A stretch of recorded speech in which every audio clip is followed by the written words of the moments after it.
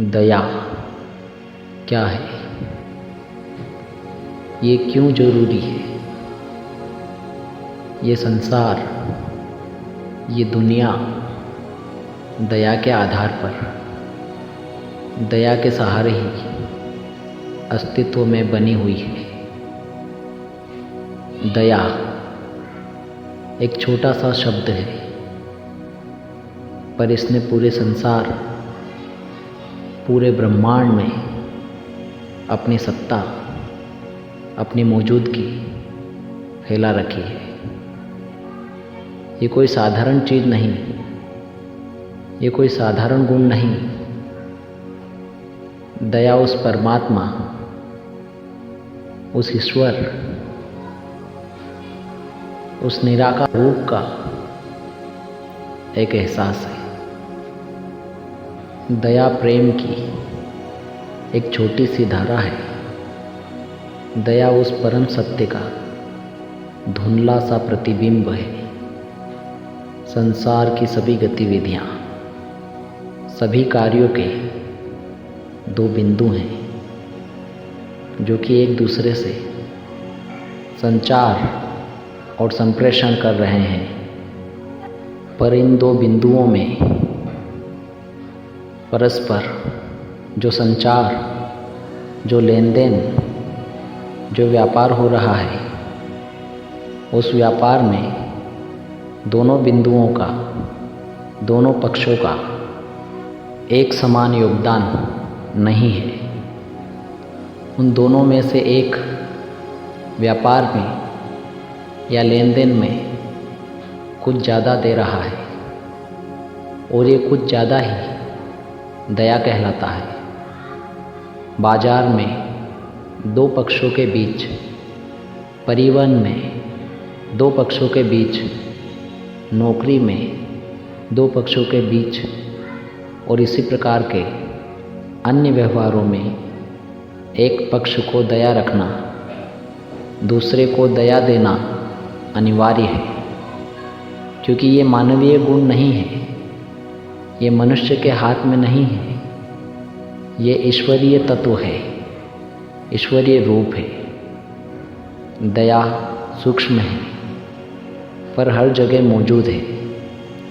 संसार में कुछ लोग इस दया को, इस ईश्वरीय तत्व को थोड़ा बहुत जान जाते हैं, और जब वे इसे जान जाते हैं तो उसे अपने व्यवहार में, अपने पक्ष में, अपने बिंदु की ओर से बढ़ाना शुरू कर देते हैं। क्योंकि जब वे दया को बढ़ाते हैं, जब वे दूसरों को अधिक दया देते हैं, तो उनमें दया बढ़ती है, और जब उनमें दया बढ़ती है तो उनमें ईश्वरीय गुण का अधिक संचार होता है। ईश्वर जो कि पूर्ण और अनंत है, जो कि प्रेम है, जो कि पूर्ण और अनंत आनंद है, उस प्रेम का, उस आनंद का बहुत ही कम, एक छोटा सा अंश ऐसे लोगों को प्राप्त होने लगता है। और वो थोड़ा सा ही प्रेम, थोड़ा सा ही आनंद दुनिया में लाखों करोड़ों की संपत्ति से कई गुना अधिक होता है। राजा हरिश्चंद्र अपना सब कुछ देकर भी आनंदित थे। राजा राम अपनी पूरी संपत्ति, राजपाट देकर भी आनंदित थे। कर्ण, सुदामा और भी कईयों ने इस आनंद का रसपान किया है। बताने की आवश्यकता नहीं। इस समय भी संसार में कई दानी हैं जिन्होंने दान देकर दया को प्राप्त किया है, और दया की प्राप्ति से ही सत्य को जाना है। दया देने का, दया करने का कोई तरीका, कोई साधन या कोई मात्रा नहीं होती। दया का साधन और दया की मात्रा दूसरे पक्ष, दूसरे बिंदु की आवश्यकता और स्थिति पर निर्भर है।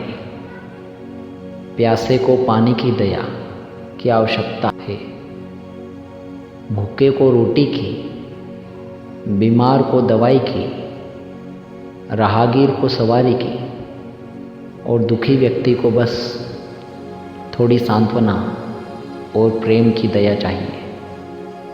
परमात्मा ने संसार के गतिमान रहने के लिए दया भाव की रचना की है। तुम्हारे पास हर दिन, हर पल दया देने के मौके आते हैं। उन मौक़ों को पहचानो, उन जीवों को पहचानो, क्योंकि वो तुमसे थोड़ी दया लेकर तुम्हें सत्य के ज्ञान का, प्रेम के अंश का, आनंद के रंग का अधिकारी बना देंगे। और यकीन मानो, ये सौदा, ये व्यापार तुम्हें कई गुना फ़ायदा दिलाएगा, क्योंकि ये ही एकमात्र सौदा है जिसमें किसी एक पक्ष को कई गुना लाभ होने पर भी दूसरे पक्ष को तनिक भी हानि नहीं होती। यही सौदा तो प्रेम का है, यही सौदा तो परमात्मा का है। बाकी सब व्यवहार स्वार्थ के लिए हैं, जिनमें कभी भी फ़ायदा या लाभ नहीं, जिनमें हमेशा नुकसान उठाना पड़ता है। तुम डरो मत, घबराओ नहीं, तुम्हें बस दया देनी है। दया के साधन तुम्हें परमात्मा ने पहले ही दे दिए हैं। इससे अच्छा सौदा और क्या होगा। यदि तुम्हें दूसरे जीव के दुख, दूसरे जीव की पीड़ा देखकर तनिक दुख नहीं होता, तनिक आंसू नहीं निकलते, तो समझ लेना दया से तुम्हारा नाता अभी दूर है। और जब तुम्हारे पास दया की कमी होगी तो समझ लेना ईश्वर से, उस परमात्मा से, उस आनंद और उस प्रेम से अभी तुम बहुत दूर हो, बहुत पीछे हो।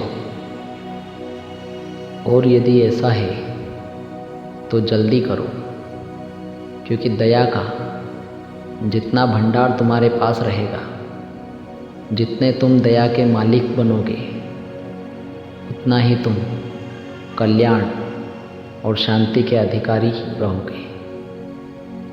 ध्यान रखना, दया ईश्वर का रूप है, ईश्वर का सूक्ष्म प्रतिबिंब है। आज के लिए बस यही।